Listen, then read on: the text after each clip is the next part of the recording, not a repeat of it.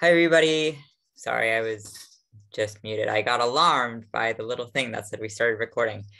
I just want to say thank you all for being here today. I know that these are busy times. We'll have dinner or, kids to start thinking about putting to bed or other commitments. So I really appreciate everybody who turned out for this event. I also want to extend a very warm and heartfelt thank you to all of the organizing collective, as well as Heather, who really are the glue that keeps this going and who helped to coordinate this panel, as well as the rest of the curriculum that makes up summer school, of which this webinar is a key part. I am Deb. I use they, them pronouns, and I'm one of the co-coordinators for summer school. And this year, I'm really excited about our theme, which is future paradigms, which is all about imagining, right, the future that we can build together as a response to the harms that are structurally built into our society, and especially throughout the food system. Right. And so as part of building movements and creating a world that we want to live in, all of that starts with imagination. And to fuel our imagination, we need to start shifting away from just calling out or like being really upset about all of the things that are going on, and start also thinking about, right, yes, this is bad. And like, what are we going to do about it? And the more examples we have about awesome things that are happening, like all of the work that's being done by Community to Community and Familias Unidas por la Justicia, right? All of that helps us fuel that imagination, which helps us show up and organize together for this better future. I invite everybody who is here today to keep being tuned in with the work CAGJ is doing. And if you enjoy tonight's panel, you might enjoy coming to our July and August panels, which Heather talked a little bit about, but will be about indigenous food sovereignty and then African food sovereignty efforts. And we are really excited to bring in new speakers and see what everybody is working on. Again, summer school curriculum is really structured around thinking about what those things we're responding to are, and then looking at examples. And today, we're really going to look at the examples that come out of farm worker organizing, and especially Familias Unidas por la Justicia, which will be in large part taken on by Edgar Franks, who is here with us today, as well as other organizers who are part of the union.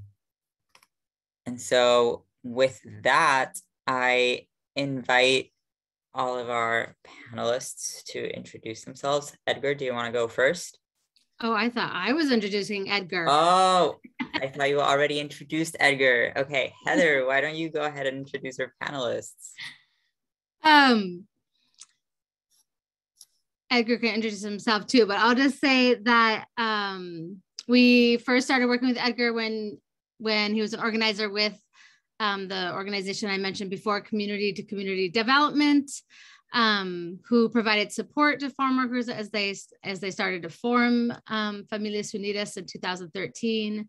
On September 12th, 2016, the union won a historic secret ballot election at Coopativa Brothers Berry Farm. And some point after that, Edgar transitioned to being the union's campaign and political director. It really is, it's hard to overstate how significant the formation of this union is. It represents over 500 Triqui, Mixteco, and Spanish-speaking workers, majority indigenous workers at Coopativa Brothers Berry Farm.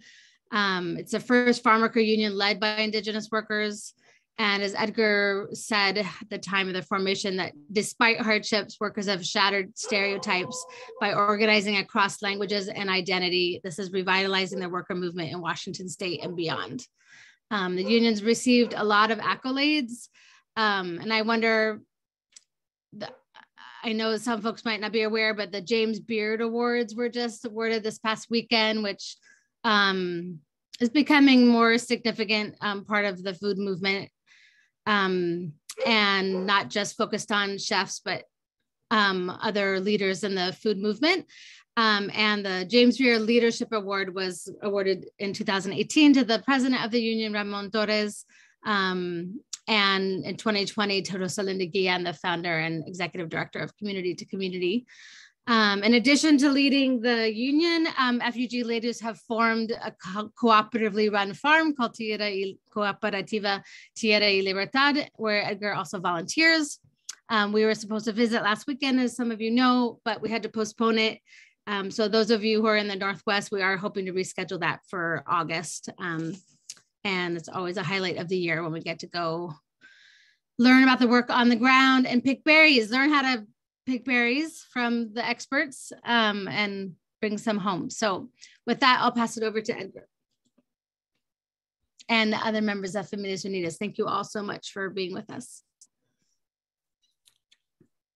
Oh, hi, everyone. My name is Edgar. I'm the political director. I think also my co-organizer is also on, Marciano Sanchez, and maybe he can introduce himself also in a bit. I don't know. But yeah, I've been with the union, formally since 2019. But was there since like the first day ever. They went out on strike to start the campaign to unionize, and back in 2013 now. So it's almost 10 years. And it's good to see a lot of people that were involved in the campaign of boycotting Driscoll's, and not having to eat strawberries or blueberries or blackberries for a couple years in solidarity. So thank everyone for that. Yeah, I think, the union, we never thought that, how it would go with a campaign. We actually thought in our initial planning of the union that we would still be boycotting to this day. We had like a 10-year plan of boycotting. And luckily we were able to win with the support of many organizations like CAGJ, people in the Bay, all over, that helped us spread the word of the boycott and do picket lines and invited us to speak.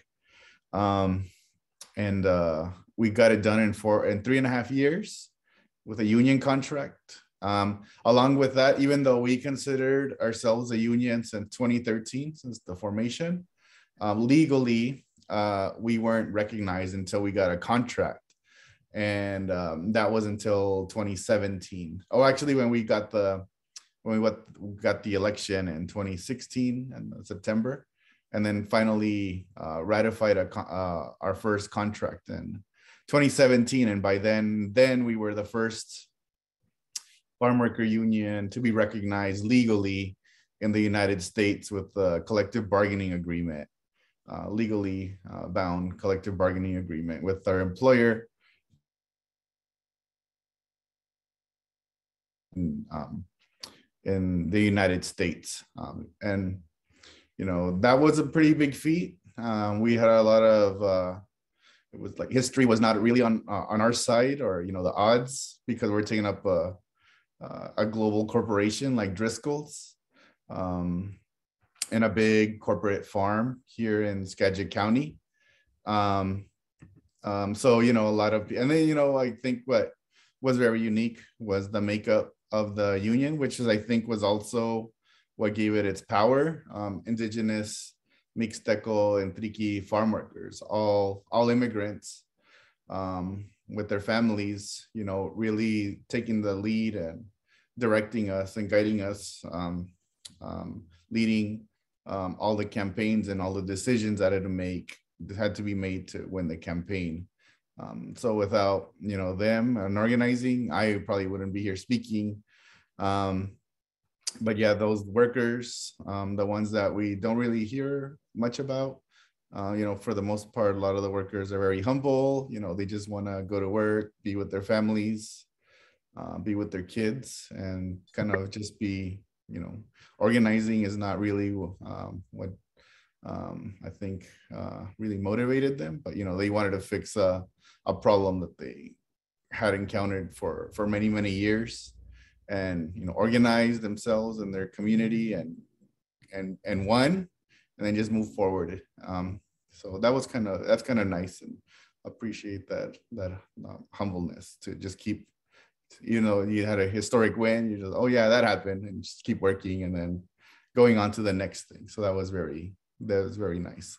Along the way though, we did learn a lot of things, especially regarding the food system and just how big and complicated and stacked against small producers, against workers, against gardeners, anybody that's fighting for liberation of land, just how the system is very much not made for working people, for people to sustain themselves. It was basically, agriculture is made to make profits and make commodities out of our subsistence, and use labor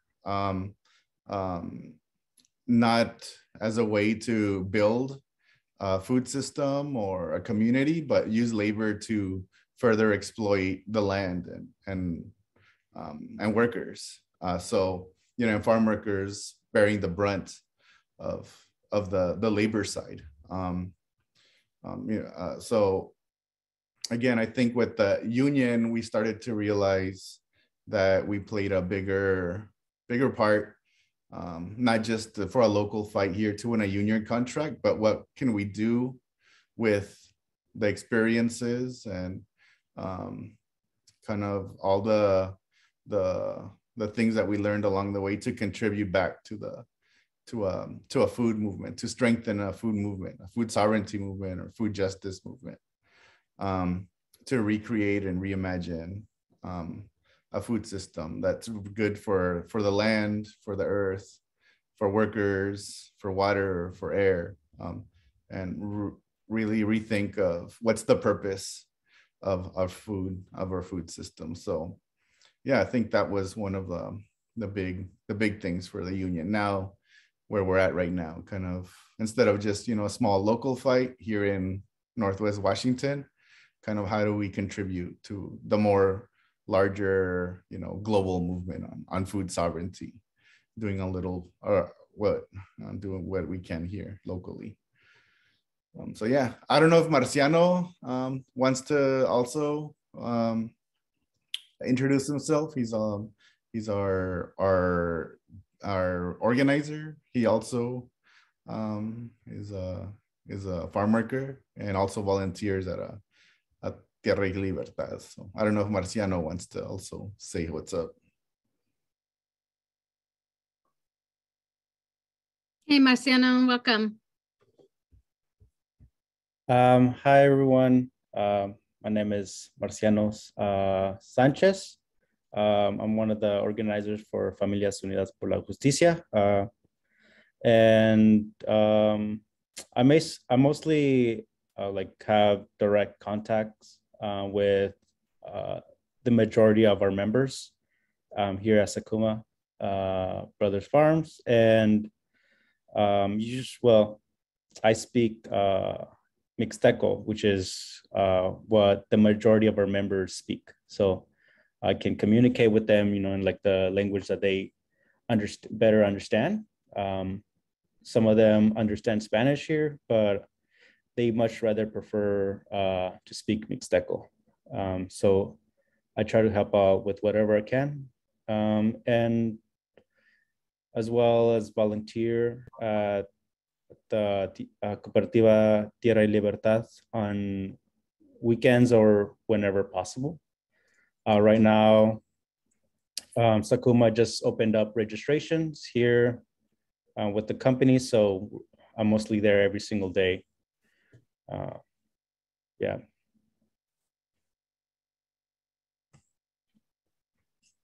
Marciano, do you want to say a little bit about what you're doing there with Sakuma every day as they open registration?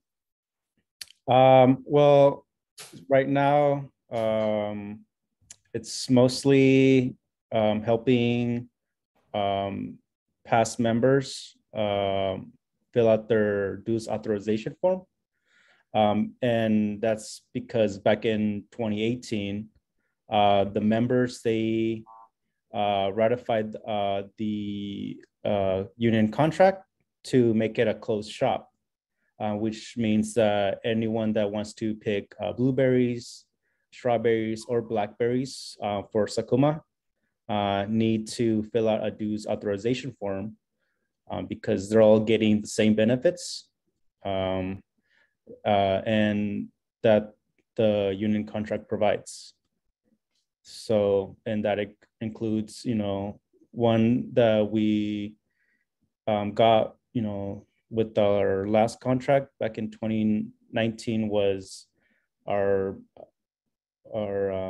medical for our members, which can help them with up to $100 per like clinic visits. So that's a pretty nice one. And as well as we were able to put in the contract that Sakuma have a place for childcare.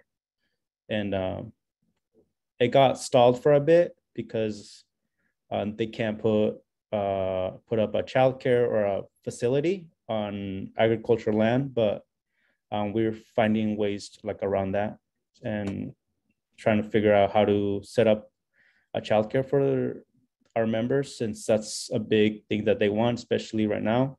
Childcare services are all at full capacity. And we're getting members from California that aren't sure where to have their kids. I also help, you know, fill out their membership cards so that they can have with them in case, you know, they're also at other companies. They can just let us know that they're FUJ members, and we can go and help them out right away. And we also hold orientation after the Sakuma orientations and explain to them, you know, what the benefits are from the contracts, you know, what kind of benefits they get. And right now we're only updating them on that we're negotiating with Sakuma. So, and as well as updating them or letting them know of the new Washington State heat rules to make sure that they're aware of that. And that, you know, if when it gets to temperatures of 89 or higher, they know what they need to do.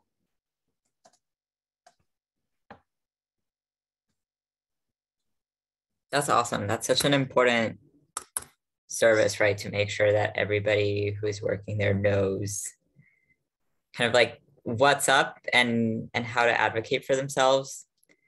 Can y'all speak a little bit more about what that negotiation process looks like between the union and Sakuma currently? No, go ahead.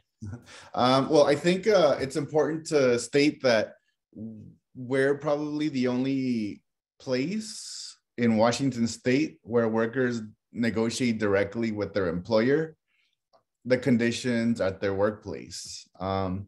Usually you just show up to, if it's in any other farm, you just show up, you know, they tell you what it is, what's the rate, you know, and that's it. You can get fired at will. You know, it's pretty arbitrarily how you get fired or contracted, who gets what jobs. So, you know, but now with the union, with the contract, that whole process has shifted. People can't get fired anymore. There's a just cause now process within the contract. So if you get fired or like threatened with getting fired, the union holds investigations and, you know, and talks with a company and says like, you know, well, you know, we think you're wrong, and try to negotiate and find something that to see whether or not there's just cause for firings or discipline actions. Marciano actually does a lot of that, of the investigations and talking to workers. And I think also, I mean, one of the most important things is establishing wages. That's probably also Marciano's biggest role and duty for the union. If you've ever worked piece rate before, you show up to a farm, you say there's strawberries. The company usually puts out a price for the berries per pound, maybe like 25 cents or whatever, but nobody ever knows the process of how that price came to be. How we learned though that the company before used to do what they call test picks. So they would go to the field where they were going to pick a day early, send supervisors to pick, time them on how fast it took to fill up a bucket and how much it weighed.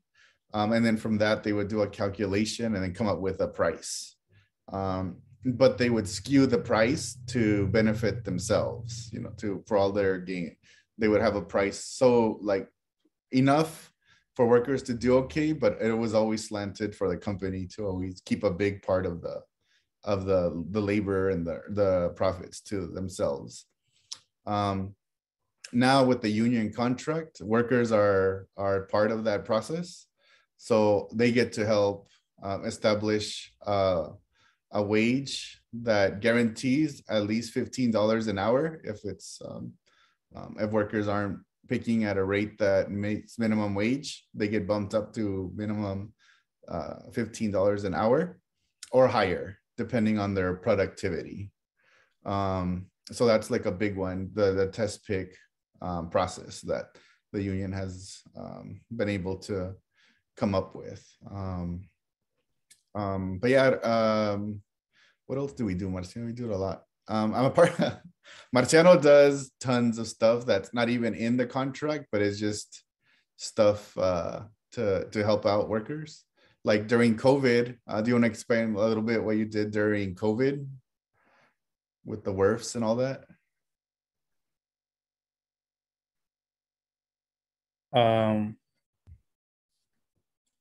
Well, I guess when COVID started, a lot of our members got affected by the pandemic at the very beginning. Most of them at that time were just getting into the tulip season. And what ended up happening was that, the pandemic was starting, to increase. So what ended up happening was that the company just stopped selling flowers. Stores weren't interested in purchasing any more tulips. So that meant that there wasn't a need for the company to have workers out there picking tulips and wrapping them to be sent to stores. So they all just got laid off and were told that there was no more jobs. And so they lost what was possibly 2 months of work because of COVID. And, luckily at that time, we found out some services from Washington State. The first one was through DSHS, which helped them with some form of assistance for rent.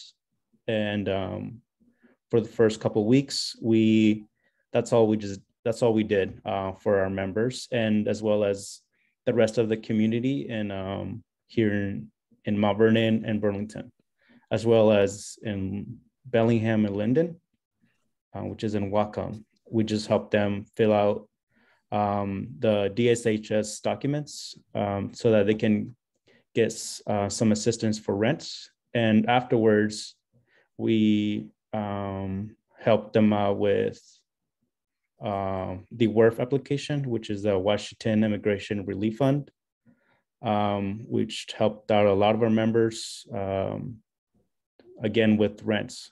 And yeah, that's mostly what we did during the start of the pandemic, halfway there, and as well as last year. So we tend to just do services like that, just it's all free for members and communities that need it. And since they have nowhere else to go, or organizations that they go to aren't very helpful, they just come to us. I think also one of the big things, again, because there's so few organizations that meet the needs of Mixteco and Triqui people. A lot of people seek Familias Unidas out for everything, for like rent issues, cars issues, childcare, everything that has to do with just getting by. They seek Familias Unidas. And also, I think one of the, you asked about the process of negotiation. One of the big things I think is that we've been able to shift, I think, the way that people, especially employers, see farm workers. I think people have this conception of just workers as, just like machinery, piece of machinery that you can get rid of and doesn't think or have feelings, and doesn't enjoy life, that just are there to work. So I think with the process of negotiating and this whole fight, they've been able to see like the intellect and the knowledge and that farm workers probably have way more, know how to run a farm better than the employers. I mean, you never see any of the owners ever at the farm doing any kind of the picking or anything. They're mostly just in their office or in their board meetings, but never any of the, pruning, weeding, watering, picking, like none of that. You never see any of the farm owners out there, because again, most of the farms here are now almost corporatized. Maybe you do see it in smaller farmers, but here in big farms, you don't. So the workers have this tremendous knowledge of, and also, how to fix a lot of the issues. And I think that's at least hopefully the employer now here where we have the contract can appreciate a lot of the recommendations that the union has been trying to give to fix the farm, apart from just the wages and stuff, but just seeing that, and also seeing that workers will go on strike if you don't listen to them. I think that's another thing, that instead of just like, like yes sir, no sir, or stuff like that, that now people will kind of like listen because they know that there's a union here and workers will go on strike, as people saw during like the Tulip festival and stuff, that workers will strike if they feel that their dignity is under attack.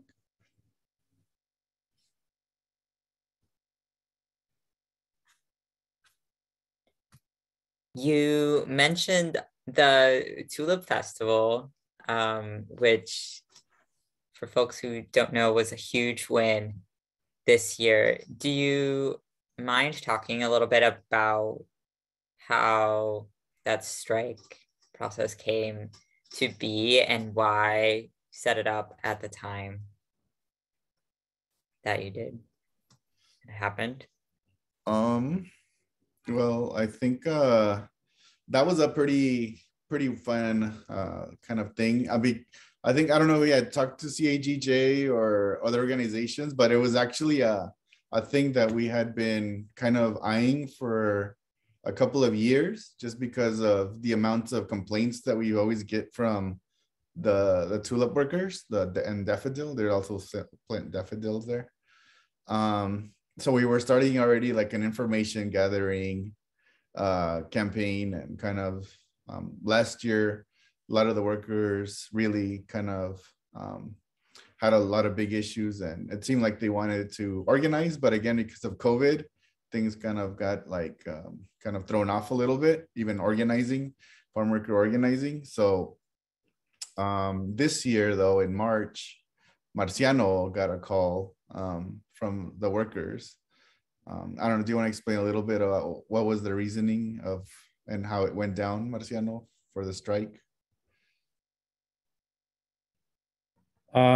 Well, as Edgar was saying, it's been, in our heads for a couple of years that we needed to do something about Washington Bulb. And this year, kind of like out of nowhere, we get a call from one of our members that work at Sakuma saying that they decided to go, they decided to walk out on the company and that they needed our support because for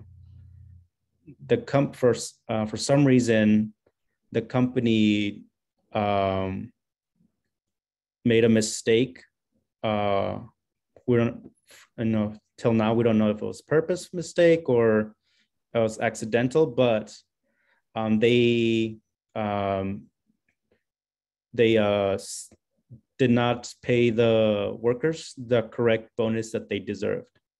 One group bonus was taken away from them and distributed evenly across all three groups. And that bonus was, I believe, $2. I can't remember, but it's a pretty big adjustment when you think about how they're just making minimum wage. And it's also depending on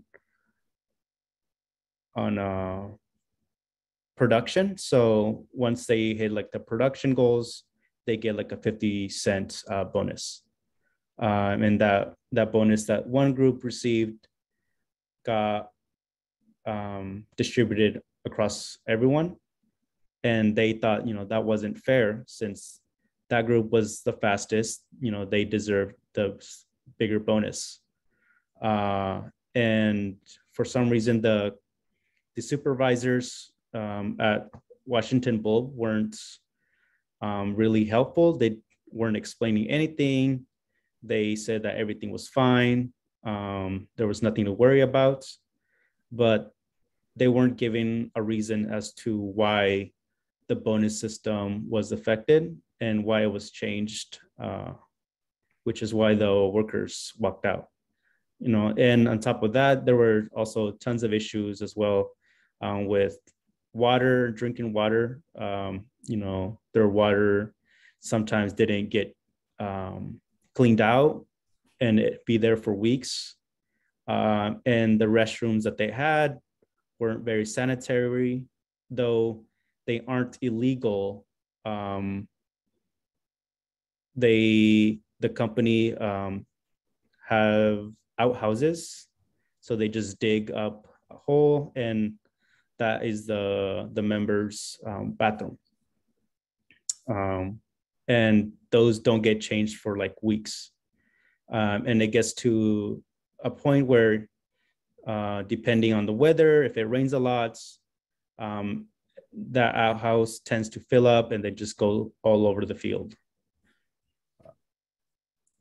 So things were just adding up more and more, which is why the farm workers decided to just walk out.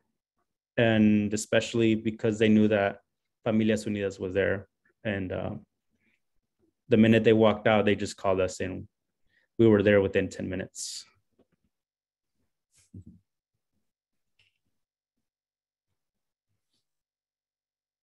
That's amazing. How are y'all able to mobilize a response on that level? And as organizers, what skills do you think are essential to really tap into those moments of crisis and use them as opportunities? I think I think the first one is like Marciano, like you have to be there when workers call as fast as you can, like because they're it's very urgent for what's happening in the field. It's literally like life or death situation for workers. So being there and listening to what they have to say is always really important. One of the more technical skills, one that probably will always like never forget, and Rosalinda taught us this, Rosalinda Guillen from C2C, is always bring your clipboard and registration and sign everybody up. Everybody has to sign in. sign in and get their name and information. So that's always in my mind. Also, is just apart from the organizing. I think also kind of being calm is always like a big thing. I know there's like a lot of adrenaline and right. I mean, everybody likes being at strikes, but you also have to kind of be calm. At least for me, be calm. Take lots of notes about everything that's happening, what people are saying. Luckily, also we have our president Ramon Torres, who's very good and people trust him, and he has a way of communicating with workers where they feel really good about expressing what's going on, and he asks the right questions.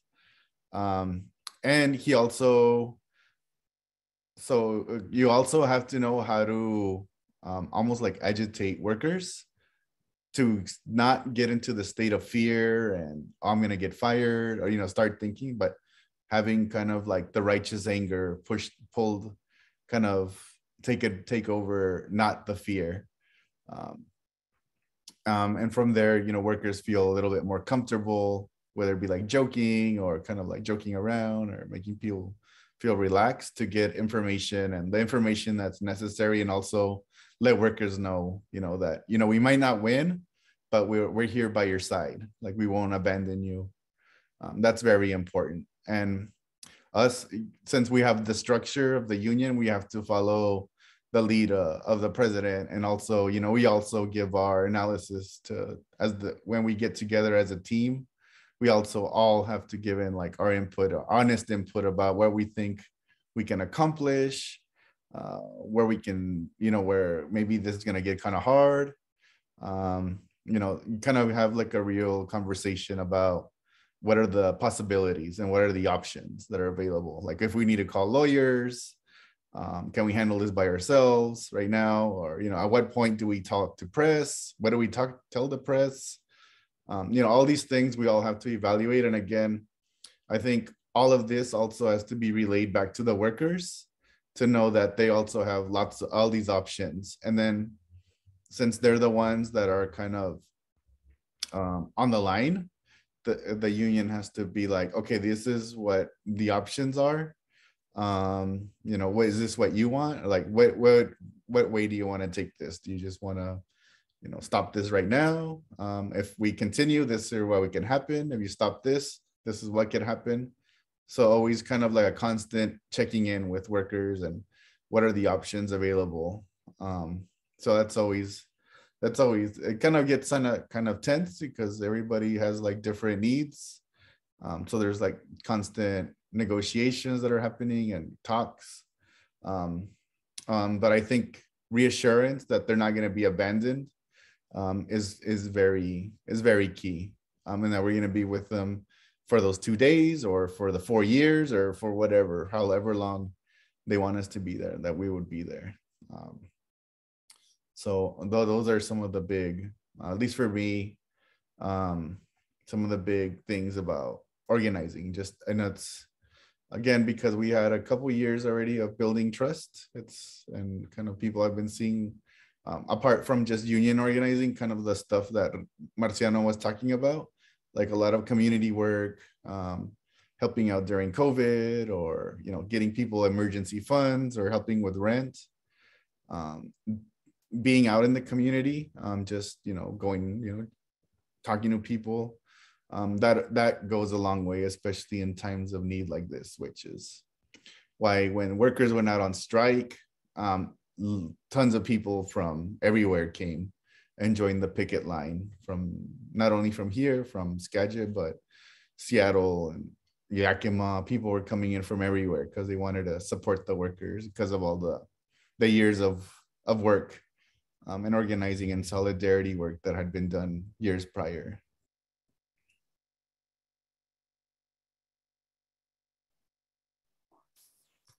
That's amazing. And I think, you know, definitely goes to show how organizing and doing this work is really the long haul.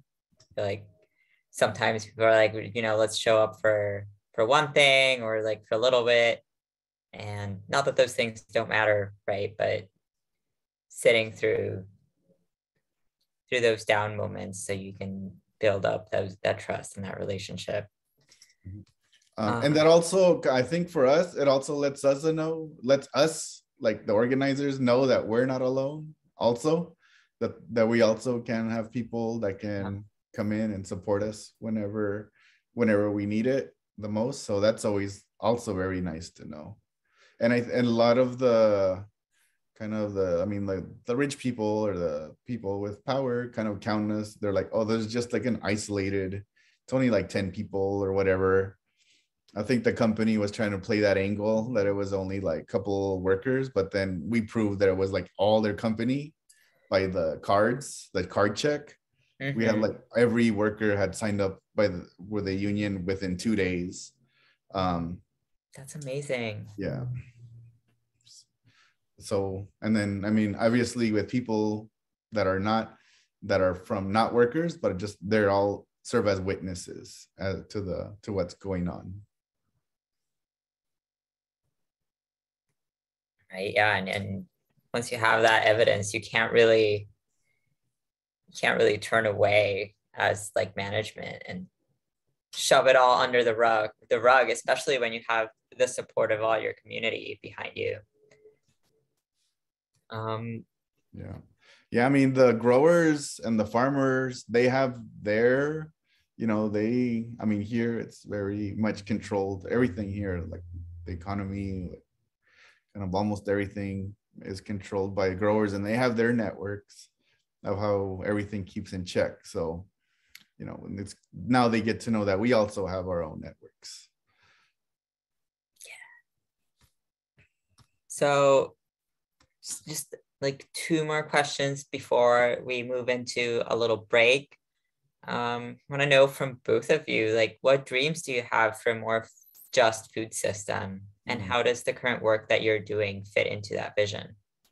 Well, I think again, just because of like farm work and labor, we want to see obviously more unionizing of farm workers, but we know that alone is not going to fix an entire food system, especially like, let's say that we're working at a farm that uses pesticides. Maybe, we can negotiate better wages, better treatment and stuff like that, but yet like the pesticides and all the toxic stuff is still going to be affecting a lot of things. So there's only with a contract, we can only get so far. So I know that if we really want to challenge, the current existing food system, which is very industrial, we can't continue down that path. And, as a union, using our resources, not just to administer a contract, but also to have resources going into what we think are the fixes. So again, we had mentioned it, like some part of that is going into starting our own farms, our collective farms. But obviously we know that farms and even trying to like buy land is super expensive. Trying to put resources for the union to go that way. But it's also something that the workers have been saying for a long time, that we're more than just, we also know how to grow food and stuff, but we also need those opportunities to have something for ourselves. So I think that is one of our visions, that we want to show here that workers have the ability, the know-how of producing food in a just and sustainable way. So that's why we believe in cooperative farms, using everything as organic as possible, using methods that have been tried and true for thousands and thousands of years, because it's in our culture already. It's in our history. So that's something that we wanna do, but we know that doesn't come without a fight.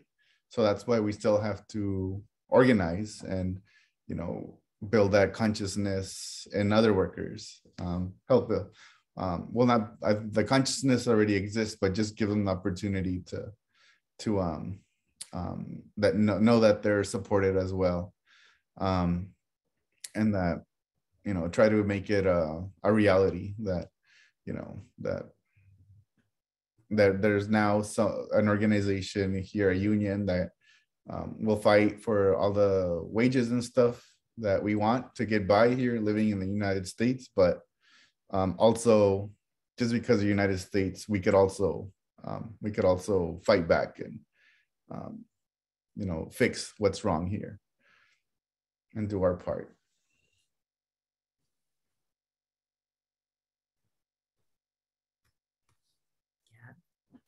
Marciano, do you want to add a bit? Do you have anything more to add in terms of a vision for a more just food system that you'd like to share? Well, actually, Edgar pretty much got all of it. And, you know, it's mostly because that's something that we always talk about like every week. Sometimes we go on hours about how we just need to figure out a way to acquire land. And Edgar said pretty much everything. You know, the workers, they themselves come from history of, you know, farming their own land. Back in Oaxaca, in Guerrero, you know, they also, you know, plants in, you know, very diverse crops. You know, it's not just one single like type of corn. You know, back in Oaxaca, you know, my town, we have like 7 different corns that I know of that we used to plant. So, and that's what the farm workers want here. They want to be able to harvest all type of vegetables like they did back in their hometown. And all we need right now is just the land, which we have been, you know, working on acquiring, because right now we have Coopativa Tierra y Libertad, which is over there in Everson, and FUJ wants to set one up here close by Mount Vernon, where the majority of our members live, so that it's accessible for them and they can go and plant whatever they need. We have been reading a lot of when it gets kind of slow at the farm. The other day we started reading Stuffed and Starved by Raj Patel. And that started like a really interesting conversation about, you know, what do we do with our organizing and stuff. So, you know, thinking about the food system as a whole and the global system and what we can do here locally to kind of experiment a little bit.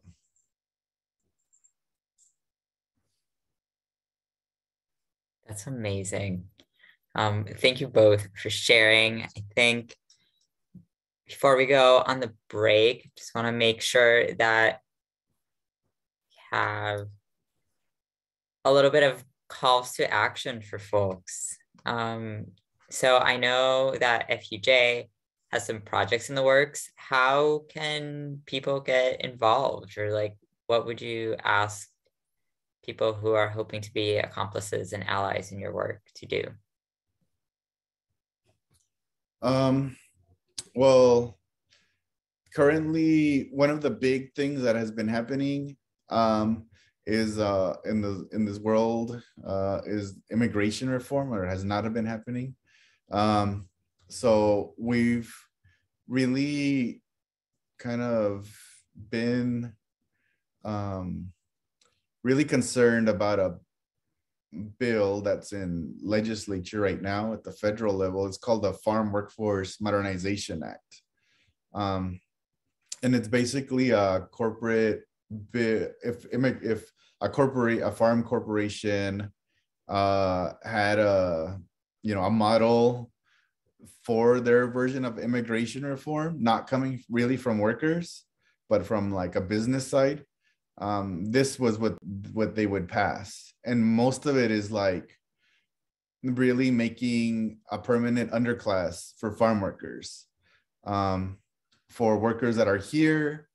They would, if you don't qualify for a permit that they're trying to give to work, you either have to auto deport, self-deport, or sign up to a program. It's called the H2A program, which is very exploitative and problematic.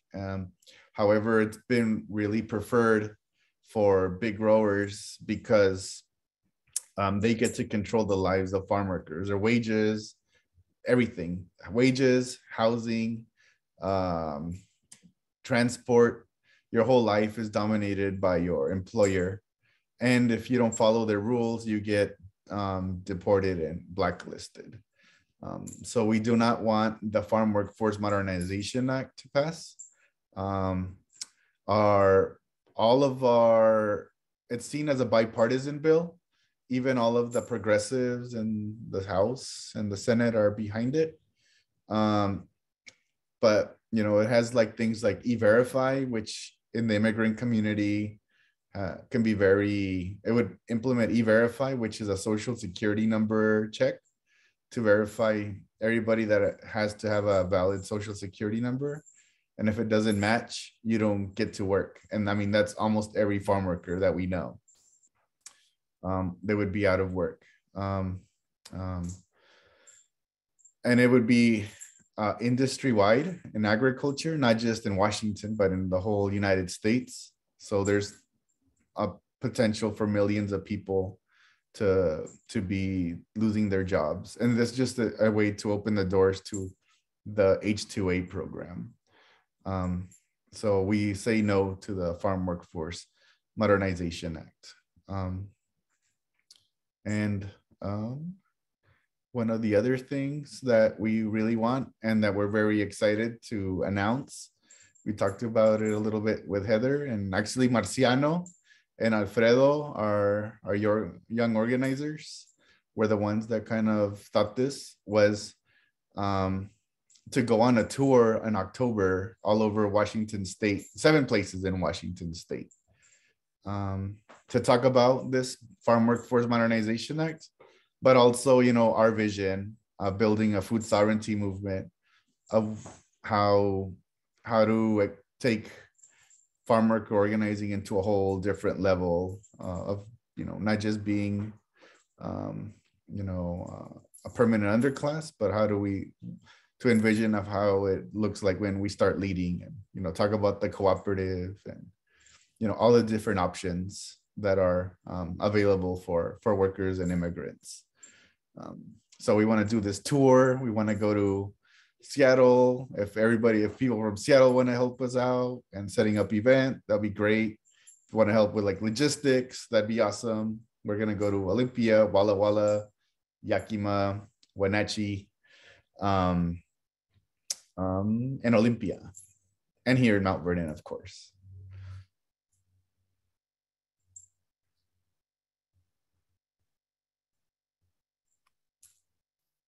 My goodness, so many exciting things. Excited, especially to see how that tour shapes out, and for folks in the audience to potentially get involved. That's awesome. Okay, I think we're about ready for like a 5-minute break now. So I'm gonna invite everybody to stand up, stretch your legs, drink some water, and then we'll be back at 7:12 Pacific time. You can keep sending questions. Ooh, not yet. No, if we have had any, no.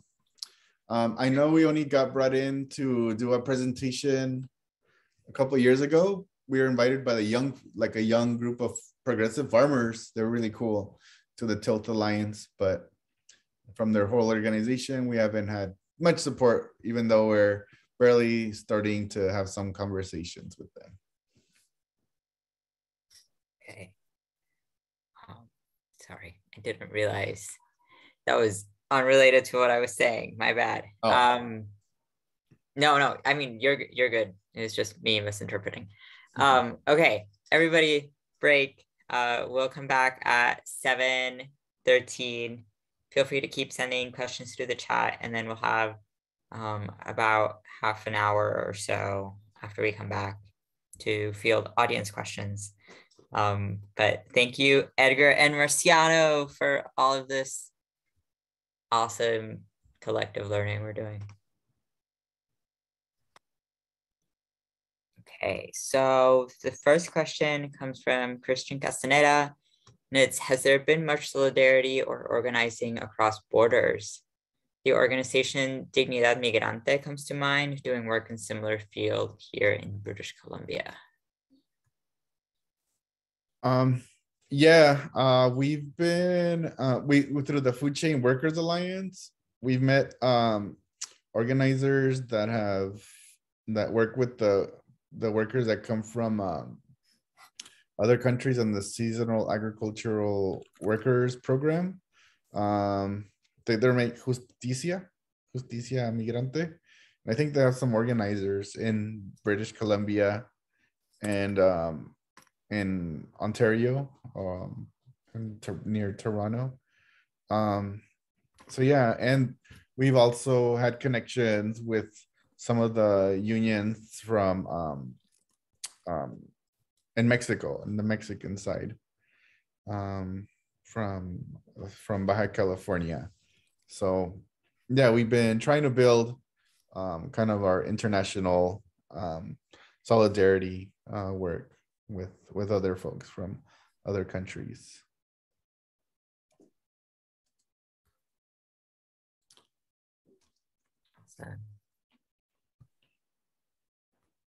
I mean, even when we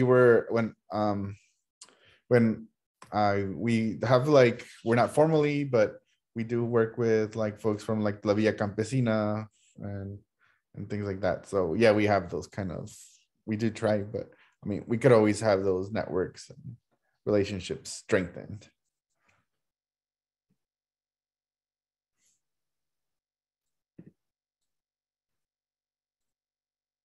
Deb, are you gonna? Yeah. Yes. Sorry, I was just reading the next question. Thank you, Edgar. Can you speak a little more about the vision that y'all have for Cooperativa Tierra y Libertad? And maybe a little bit about how it relates to food sovereignty work more broadly. Yeah, so the idea of Tierra y Libertad came out of the boycott campaign, when the workers would go out on tour. You know, we say like, don't buy this, don't buy that. But and so like a lot of people in the audience, places that would go like, okay, well, we know what's bad. So like, where can we buy like good strawberries, or what places do you recommend? And we really in like good conscience, like didn't know anybody that we would recommend to, even though this is in like the West Coast. I think we only found like one. I think it was Swantonberry Farms, I believe, like out of like near Santa Cruz, the one that would kind of like came to mind that we thought. I believe they're AJP approved. I don't know, Elizabeth could say yes or no to that. I can't remember. But the workers then said like, well, like if none of this exists, then maybe we should try it out. Maybe we should start our own like berries that are like non-exploitative. So that's kind of how the idea was first thought of. But then of course, how do we come up with land? So, you know, we just put out there like, hey, we want to start this cooperative farm with Farmworkers to see if we can pull this off. And people did offer like gardens and like small pieces of land. But eventually we put together this plan and we're able to acquire 65 acres in Everson, Washington. We wanted 100, but it was way too expensive. So 65 acres. which is still huge. If you go out in the farm, it's huge. So with a Coopativa, our intent is to show again that farm workers know how to grow food in a just sustainable way, where you don't have to use pesticides or exploit workers. People can make a living. All the values that we believe in, like food sovereignty, like decision making, direct democracy or participatory democracy, food for not for profit, but for feeding people, using the space for organizing, as well as farming and reconnecting with the land and rethinking what agriculture is, and which, in Whatcom County, it's very much a monocrop county. It's all raspberries and blueberries, which is very dangerous to a food system. And all of it is for export. None of it is really for local consumption. And the tremendous amounts of resources that go into pesticides and water usage and stuff, it puts a strain on just everything. All the regional food system is at risk because we're so dependent on one or two crops. And there's really no farms that, really produce for local consumption with all these different values. So we wanted to experiment with that, kind of like bring forth our vision of what food sovereignty is, and show that it's possible to have these farms, become not a model, but like this is the way that it's always been done. That the thing that we're doing now is the thing that is newer and bad, like all the exploiting of the land and everything. That's the bad thing. Like farming before, it was doing good. So I think that's kind of the intent with the Coopativa. And again, it's not easy. It's really hard. But we'll still there after now 5 years. The Coopativa is there, 5-6 years. It's still an experiment. But I think it's good. And I think that's the goal, to keep experimenting until we get it right. Yeah, for sure. Okay, some follow-up questions about the Coopativa. So the first is, what do you think is needed to make land ownership a reality? Collaboration, policy change? What stands in your way of really like seeing the Coopativa be what y'all want it to be, other than funding? Mm-hmm.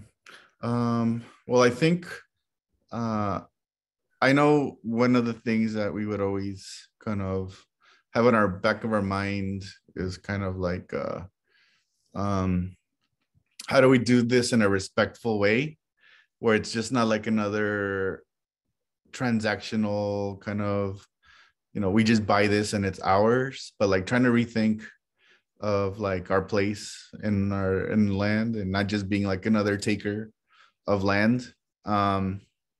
So I think even like it's still kind of like a big kind of thing that we always think about, like how we do this in a respectful way, where again, this is not our original land, so we're not just like gonna take it away again and like exploit it. So I think that's kind of like a constant conversation. I know we had like conversations with like Native folks and stuff about that. So I think that was first and foremost. How do we do this in a respectful way? And yeah, I think just again, going against like the system that's already in place, it's very difficult. I know for a lot of the co-op people to even start. Land is very difficult to acquire because of, I think here there's like I don't know if it's a custom or like by law, where like land it gets passed down almost like by families, or like Families have to give permission to sell land and stuff like that. So a lot of the land always stays in the same people's hands a lot. And to get a new person or new people, any kind of land, it's very, very difficult because of like the generational kind of advantage other people have. So that's been a big challenge. And again, like even if you want to break into the market, it's very difficult because of how a lot of it is controlled by like these big growers that won't, especially if they know that we came from the union, they know they'll be like, no, we can't have these guys being successful. So we have to be creative about how the marketing is and, you know, all that stuff. And even the name of the farm, I mean, it's Tierra Libertad, but it's like technically registered under another non-threatening name. And like, you know. Right, because what's more threatening than like land and well, especially if they see like a big old like Zapata logo with a guy with a sombrero and bullets and stuff like that. So the big mustache, you know, people will be like, whoa, what's this doing in the middle of Everson? So, you know, there's like a legal technical different name that it's under. And the idea is also not to have it owned by just us, but to have it like a land trust. So, you know, it's not just one owner, one person gets all the decisions, like a collective of people. So a lot of that is very difficult, just difficulty with all the little kind of nuances and how land works. And also just even with us, like practicing like internal decision making and working as a team and all that. So that's kind of some of the things that have popped up that are kind of surprising. Anything for you, Marciano?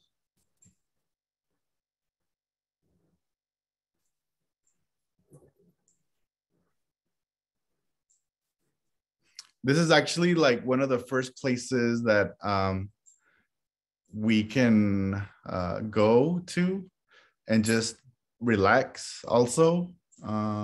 Usually if you go to a farm, it's just to work, and like after you work, you leave.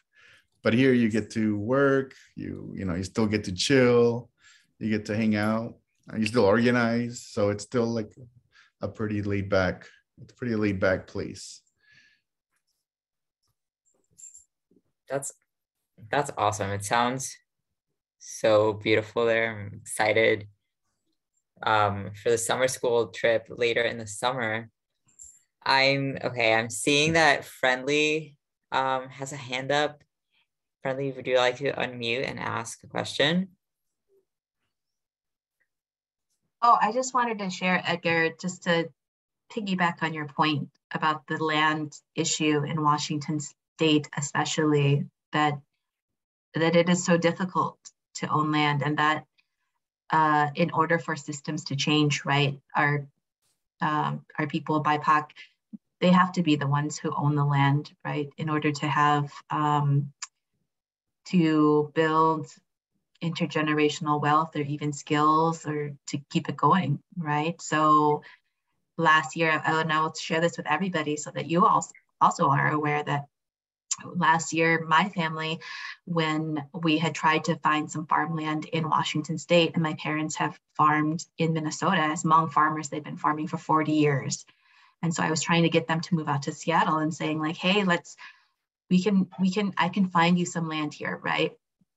And it was the strangest coincidence that we ran across this piece of land that it was 15 acres, but maybe 5 of it was farmable.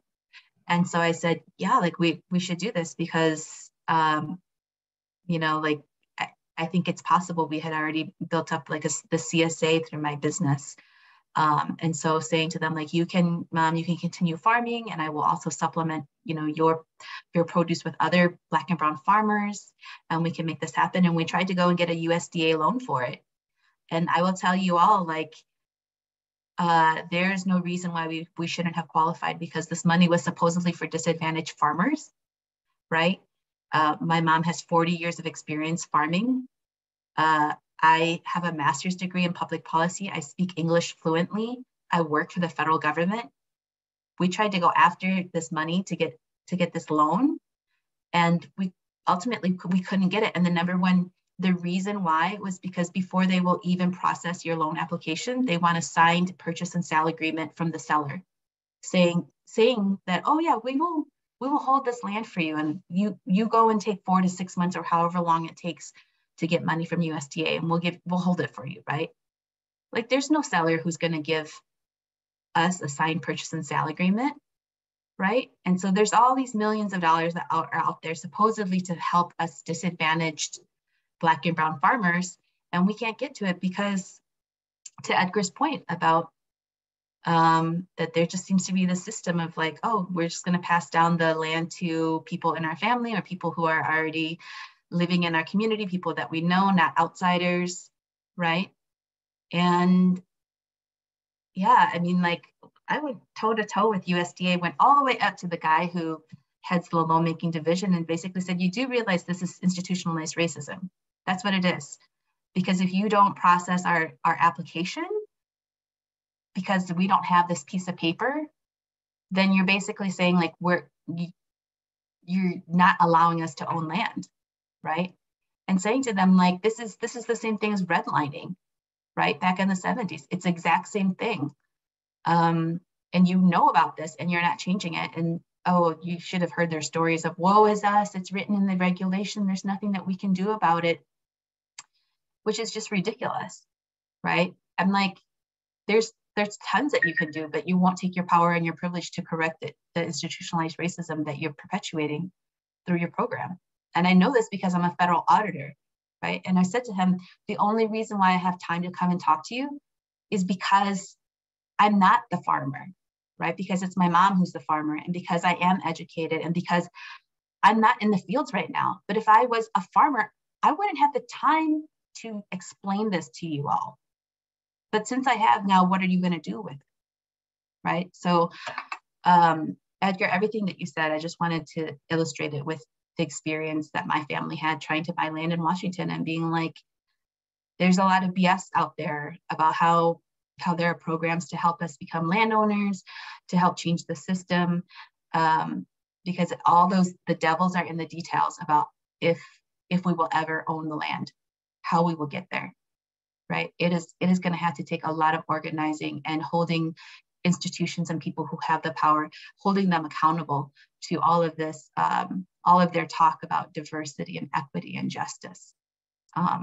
It's going to take a lot of us coming together.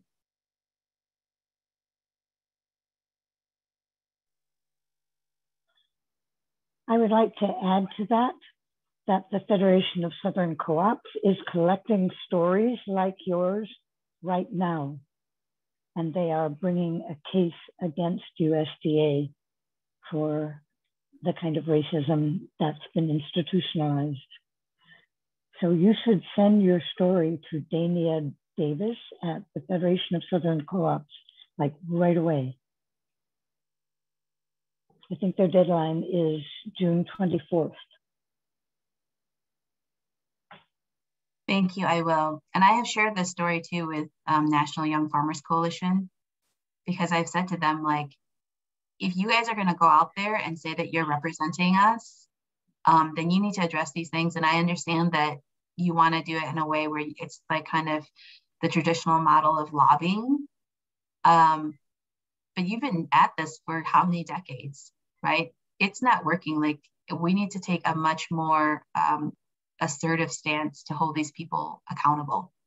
I mean, I kid you not, he literally, this guy in DC on the phone, that in this call, he said to me, he said, well, Friendly, it sounds like our loan officer was very polite and was very professional, and she did everything that she could to help you, but you couldn't get the purchase and sale agreement. And I said to him, yeah, it's not about that she mistreated me. It's about a system that she's reinforcing. So she's following the rules, right? And she can be a very nice very well-intentioned person, individual. But if these are the rules that she's upholding, we're not going to be able to access that money. All right. And then, and me saying to him, like, you guys have millions of dollars. How much of that has been going out to Black and brown farmers? Like, what are your metrics on that? What are the outcomes? Right. And he said, well, we can make a buffet, but we can't force people to eat. That's what he said.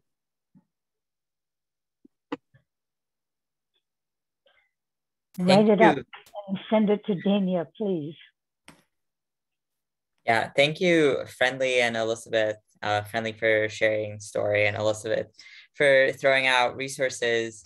That's one of the beautiful things of being able to come together in a space like this, and right, a story that really highlights, like you said, the racism that's implicit in the system, and why it's so important to have movements to shift not just systemic thinking, but also, right, the minds of people who are going to be signing those land agreements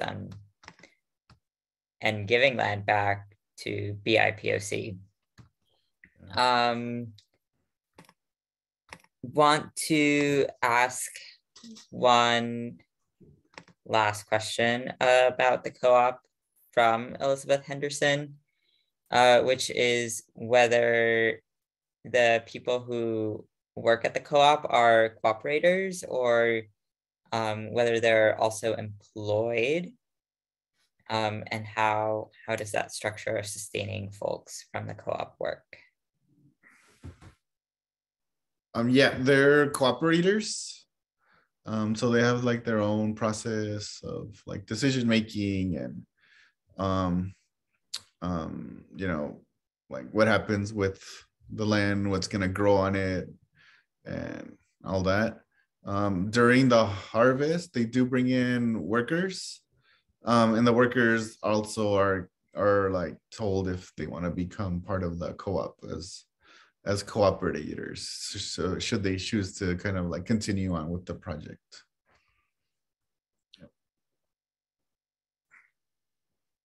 To become like eventually, you know, but you know, I think going through like the process, it's like the hard part, you know, like having to sit down and like look at bylaws and write bylaws and talk about who gets to be in the co-op, how do you get kicked out of a co-op, like all those little things. I think that's what like people are like, oh man, I don't have it's kind of hard. That's kind of hard, taking all that time to develop. I just want to work. So it's kind of hard sometimes to find like people to kind of even though they're like really interested in it, but just kind of like that the commitment hard to at that level is it's very difficult. There is an organization of worker-owned cooperatives. Have you been involved with them? Because they may have models that you could just adopt. Not us, well, not me personally. Maybe the co-op guys have. I know they get a lot of their training also from C2C, and Rosalinda, that was the person that kind of taught them a little bit about how to set up the structures and all that. And yeah, so yeah, I kind of know a lot about it just from hanging out, but again, like a lot of the decisions aren't ours. I just kind of like just sit back and do what I'm kind of told since I just volunteer there. And Ramon is one of the cooperators, so, and he's part of the union, so we go over there and kind of hang out a little bit and explains to us a little bit what's happening. Hey, I think last question for today is what are some other groups of people or organizations that you think would be beneficial to partner with or would be excited to work with in the future to continue building on the awesome work that you're doing? Like around the state or in the world, or I think just in general, state level, but also like beyond state. You know, y'all have a lot of projects at different at different levels, both to address the immediate needs of workers and also to push for the proliferation of worker-led unions across the nation. Well, I know there's this group that we've kind of been in contact with a little bit. They're based out of California in Oxnard. It's called the Mixteco Indigena Community Organizing Project. And they do a lot of support work for farm workers. And they have been really, just on their social media, there's been a wave of strikes all over California. And it's Mixteco people, indigenous people there. And we've been trying to collaborate. Hopefully one day we can go over there and kind of go build some more solidarity with them. So that's kind of one of our organizations that we want to really link up with, especially since it's a lot of the same community that's here in Washington.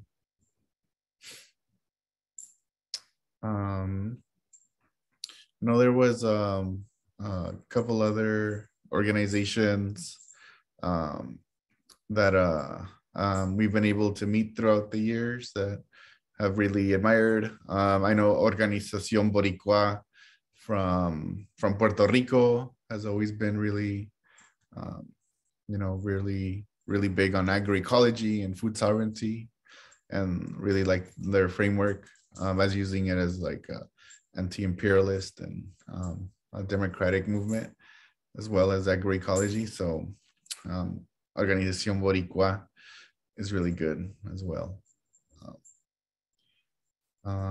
But yeah, and just like in general, farm worker organizations, we went to South Africa. We met with the folks, the union from South Africa, and they were really, I think, a lot of the same vision of like one day having workers having their own lands and things like that. So yeah. COSATU in South Africa. I don't know, anybody you want to work with, Marciano? Well, you already mentioned them, which was Miko back in Oxnard, California. We're also Edgar will be meeting with them in, I think, in a couple of weeks. I won't be able to go because I have to stay here at Sakuma and make sure that the company is not trying to, mess up with the contract, and they're, following what we've agreed on. So Edgar will be able to meet up with them soon and, have talks with them. And it's actually, he mentioned that, they've had a lot of strikes that they've been helping a lot of the workers over there with.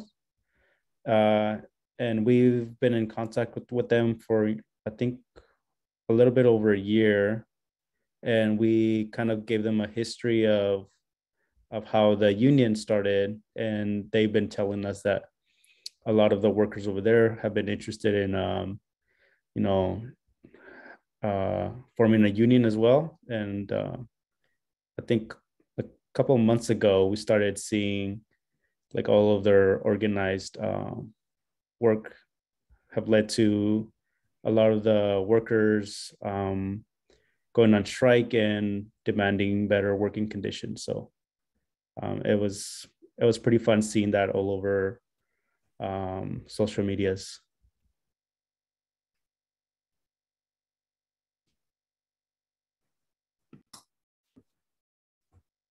That's awesome.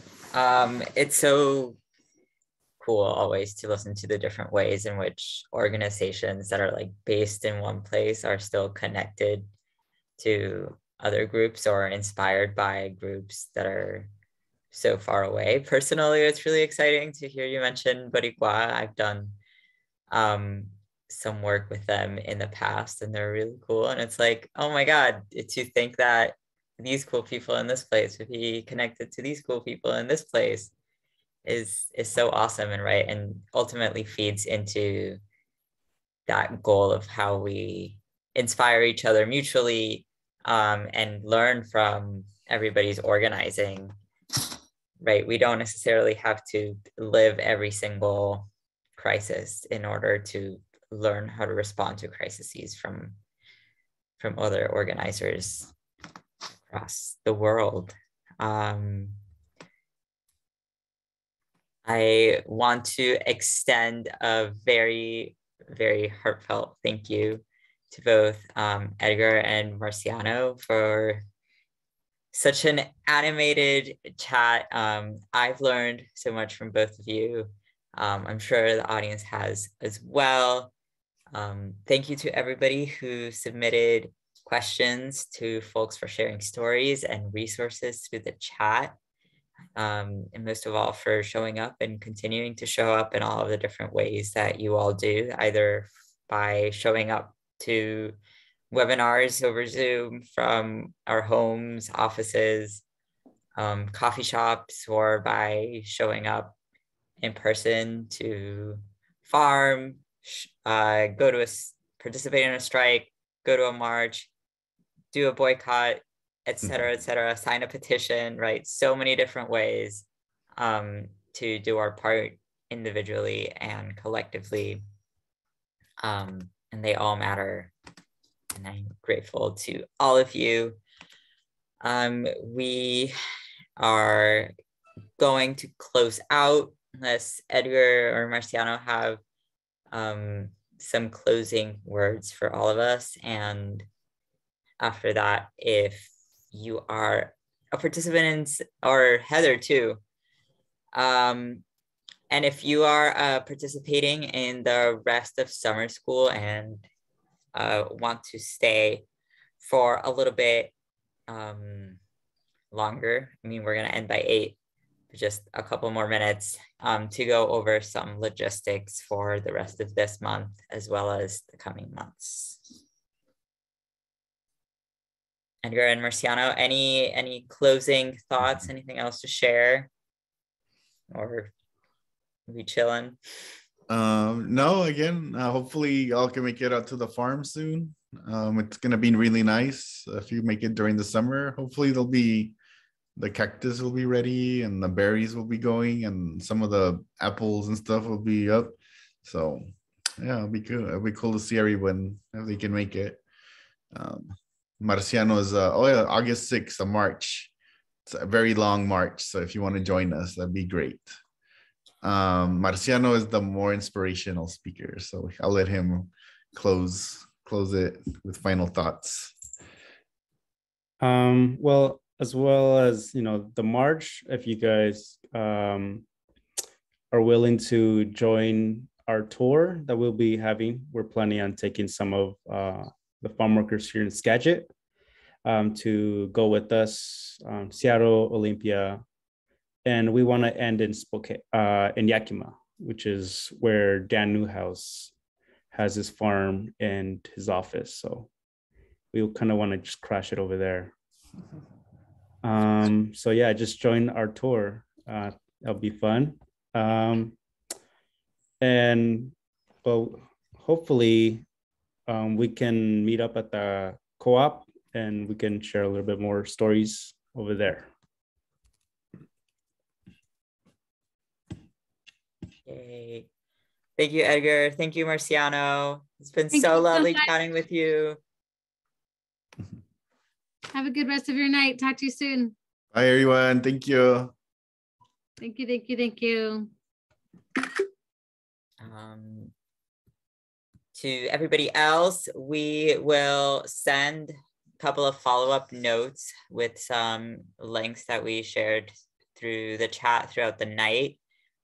So you have follow-up.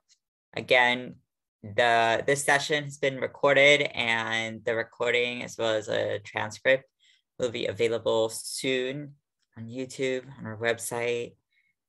You'll get a link to that through email as well.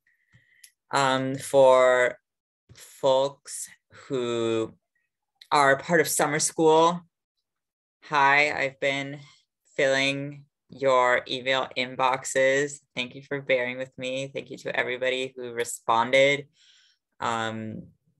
especially to folks who have introduced themselves. It's been awesome to get to know y'all through your writing.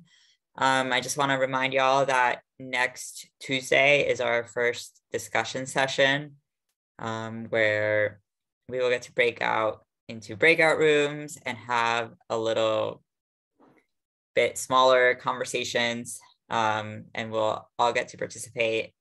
I'm really excited. I hope you are excited. We'll also get to meet our organizing collective a little bit more, and they're lovely, and I'm excited for y'all to meet them. A couple of more notes are that social hours is going to happen at the end of this month, which is June, as well as the beginning of July, just so that we can have time to accommodate Pacific time folks and Eastern time folks. And if you're in between those time zones, you're welcome to just choose whichever session is good for you. That's kind of more of a social hour. There's not that much direction, so bring your energy to chat and get to know each other. I think that's also going to be really fun. Continue to read the emails, though. Note that some of the stuff shared through there is optional and it's just meant for you to deepen your reflection. But if you feel up to it, you're welcome to share with me your insights from the readings and the extra materials, and any other feedback y'all have throughout the month. I think those are main updates for me. I wonder, Heather, do you have any final announcements for everybody before we call it a night for today? Just that our big annual fun community gathering is in 1 month exactly. Well, from tomorrow. It's Saturday, July 16th. It's from 3 to 6 p.m. at MLK Fame Community Center in Seattle. So if you're local, it's called our SLE Gala, Strengthening Local Economies Everywhere, and amazing group uplifting Black and Indigenous and other people of color farmers is giving the keynote. Black Star Farmers in one of the gardens that they actually cultivate. So it's outside, COVID safe. And it's a fundraiser for CAGJ, but it's also super accessible. The tickets are 40 to 100, and we have solidarity tickets to make it accessible to anybody.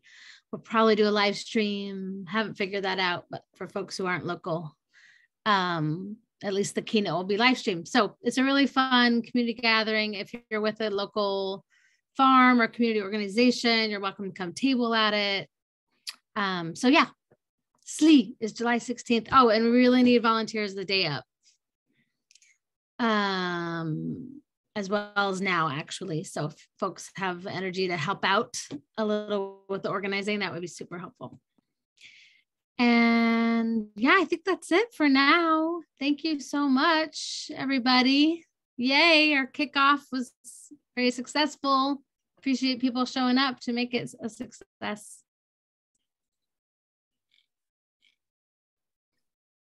And we'll hold on to see everyone's final comments in the chat. Thanks, everybody. Yeah, thanks, everyone. Have a great night. Thank you, Sarah, for holding it down.